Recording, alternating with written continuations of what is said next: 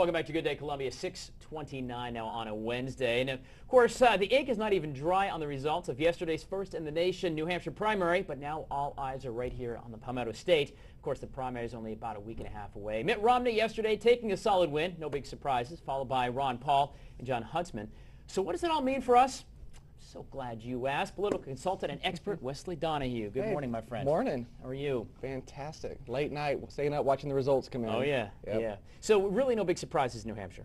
No, not really. I think the only surprise maybe was how well Mitt Romney did. A lot of people said, a lot of analysts said if he got over, say, 15%, then he'd be coming into South Carolina very hard to stop. I agree with that. He's going to be nearly impossible to stop here in South Carolina. If they're going to stop him, this is the place they have to do it, though, or he goes on to Florida and then wins the country. Right. Now, of course, some of the numbers, surprisingly, as they came in, Ron Paul, number 2, John Huntsman. Interestingly, Rick Perry finished with 0.7 below a category called Others. If you look at some of the now 95% of the polling is in, but he finished underneath Others. That cannot be good. No, but listen, I actually agree with his strategy. The person I think is really hurting here was Rick Santorum because Rick Perry just skipped over New Hampshire. He didn't even play there. That's going to be his excuse. The person that really should have done the same thing was Rick Santorum because he came out of Iowa with a head full of steam, right? He should have rolled into South Carolina, spent his money, his time, built his organization here. Instead, he wasted it in a state like New Hampshire where he knew he was going to get his butt kicked, came in 4th place. Not a good day at all for Rick Santorum.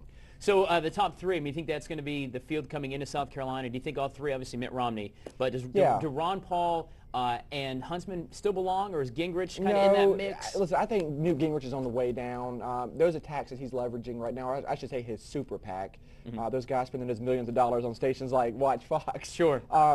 They're not coming across very well. They look anti-free market, anti-capitalist.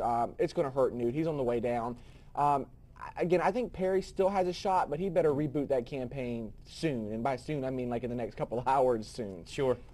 Listen, John Huntsman's not going to do well here at all. So I think he should have probably finished a 2nd place in New Hampshire. Not a good day for him either. Now, with Romney finishing so strong everywhere, and of course, obviously the leader, at least in Iowa and New Hampshire, and presumably here in South Carolina, there is an ABC Washington Post poll that puts Romney, if the election were today, beating the president. Does the president really have anything to worry about at this point? Yeah, I think he does. Listen, the economy looks like it might be turning around a little bit. That's going to help him, but his base isn't there. You know, last time around you saw both African Americans and the youth really energized about the president, and you don't see that right now. You just don't feel it. And anybody that says that it's still there, they don't know what they're talking about. I mean, you can't feel that energy on the ground that the president had last time. So he better solidify that base and get them active again if he wants a shot in November. All right, Wesley, 2 more quick questions. Governor Nikki Haley, of course, she's stumping pretty hard for Romney. Is she looking at that number 2 job, the vice presidency? Is that kind of what she may be? Listen, she might be looking at it, but she better look again. I mean, she has some problems here in South Carolina. Her poll numbers are not very good. And if she has that same image on the national field that she has in the state, there's no way. She needs to concentrate on the Palmetto State. Sure, and she's only, first term in, only a couple years in, if that, just in her term here. Yeah, well. not a smooth first year for her at all. Right. All right, real quick, the prediction, November. Your opinion? Who's going to take it? Well, first let me predict, the primary, which I think Mitt Romney's going to probably sew this thing up pretty soon. And again, if the president doesn't go back and get his base, then he's going to have some problems. If the election were today, I'd say Mitt Romney's the next president of the United States. Really? Yeah. Mitt Romney and running mate? If he's smart, he'll go pick up Marco Rubio down in Florida. I've heard good things about him as well. And he's he's one of those guys not even in the race yet, so he's one of those unknown. At least there's no mud yet about him. No, anyway, not at all. Yep. Without a doubt.